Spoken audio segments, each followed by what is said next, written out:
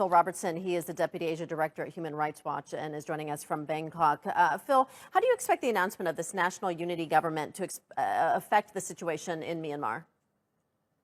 Well, I think it will give some hope for the protesters that there is now an option, an alternative to the military junta that they have been battling against. I think it will give someone the international community to talk to. I mean, I think there probably will be ongoing discussions by various different countries with the now national unity government that have been appointed.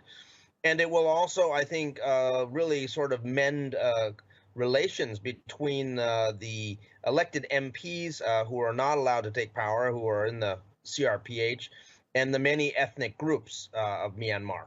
And I think we will see a closer engagement between the two. I mean, it is certainly a very diverse lineup that has been presented. Contains members of all the various major ethnic groups, and certainly people have been placed in leadership. And if you look at the statements that they're making, they say they're going to represent everyone in Myanmar, including the Rohingya, who, just a year ago were considered to be pariah within Myanmar. Many of Myanmar's ousted lawmakers and protesters have fled to India to seek asylum. Why India and not Thailand, as we've seen other asylum seekers go to in the past? Well, frankly, people run the way that they can. They go the people who are in areas closer to the Thai border are going to head towards Thailand, whereas people in Sagaing, which has been a major protest area in Chin State, have fled towards the Indian border just because it's easier for them to get that way.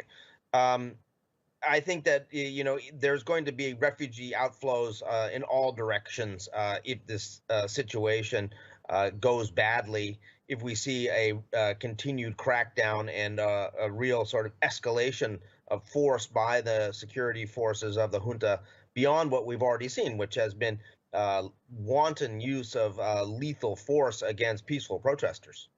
More than 700 people have been killed since the coup and security forces cracked down on pro-democracy protests. Thousands of people have been detained. We heard David talk about the potential for Myanmar to become a failed state. Do you think that's where things are headed in Myanmar?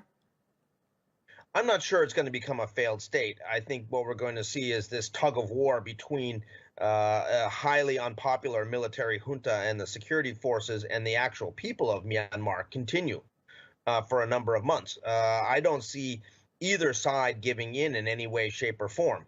And, that means that what the international community does could be possibly decisive. And this is why we have been pressing the international community to impose targeted economic sanctions against the military leaders and their economic interests, and why we have been calling on a global arms embargo implemented by the UN Security Council.